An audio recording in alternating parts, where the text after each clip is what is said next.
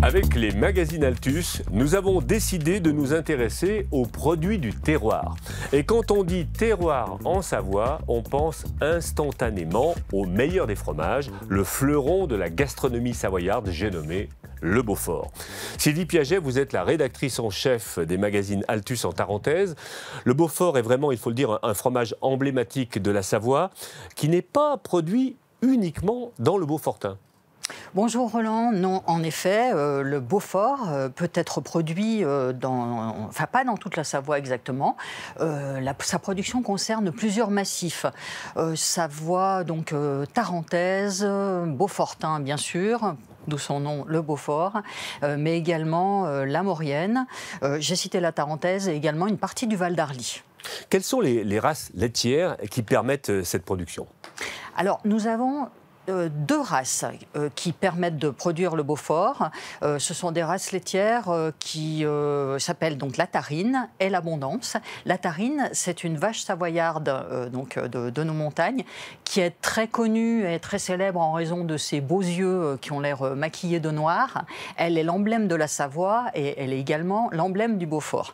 Alors ces deux races, on les trouve en alpage. Il y a 17 000 vaches qui paissent dans nos alpages et la production de Beaufort, c'est un mélange du lait de ces deux races. Et bien entendu, on les repère de loin en général grâce aux cloches, des cloches qui ne sont pas faites que pour les promeneurs.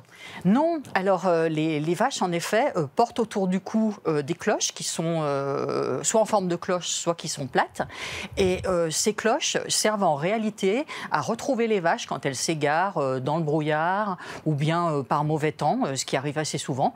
Et elles ont une autre fonction qui est beaucoup moins connue, c'est qu'elles créent une harmonie qui plaît beaucoup aux vaches et à laquelle elles sont habituées. Et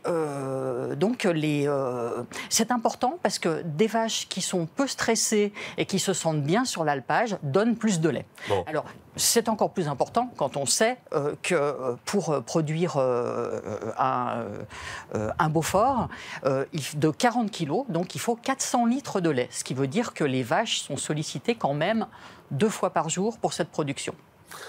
Beaufort d'été, Beaufort d'hiver, comment s'y retrouver? Alors le Beaufort d'été, comme son nom l'indique, est produit à partir du lait qui est issu de la traite qui s'effectue directement en alpage. Alors quand on sait que dans 1 mètre carré de pâturage, on trouve une 60aine d'espèces végétales, autant vous dire que le lait va être très très parfumé, très aromatique et la pâte va avoir une belle couleur jaune d'or. Par contre, le Beaufort d'hiver, lui, va être produit avec le lait de vaches qui sont revenus à l'étable et qui sont donc nourris au foin. Alors le Beaufort va être un peu différent, sa pâte sera beaucoup plus claire, jaune pâle. Et toujours très bon, bien entendu. Et il est également très très bon. Alors vous êtes allé d'ailleurs à la rencontre de producteurs de Beaufort en alpage. En quoi cette production se distingue-t-elle du Beaufort traditionnel? Alors déjà, on est à une altitude qui est supérieure. Le Beaufort d'alpage, ça c'est une appellation du Beaufort d'été. On est à une altitude qui est supérieure à 1500 mètres. Et donc là, il y a une production qui est un petit peu différente. Le Beaufort est produit directement et affiné dans les caves d'alpage. Et les promeneurs peuvent s'arrêter dans ces fermes d'alpage. Vous trouvez d'ailleurs toute une liste des fermes d'alpage où on peut se rendre en Tarentaise et ailleurs sur le site du syndicat de défense du Beaufort. Ça peut donner lieu à de belles rencontres et aussi l'occasion de belles dégustations. Merci Sylvie. Alors, le Beaufort, roi des alpages, c'est un article à retrouver sur les magazines Altus cet hiver ou sur le site altusmagazine.com.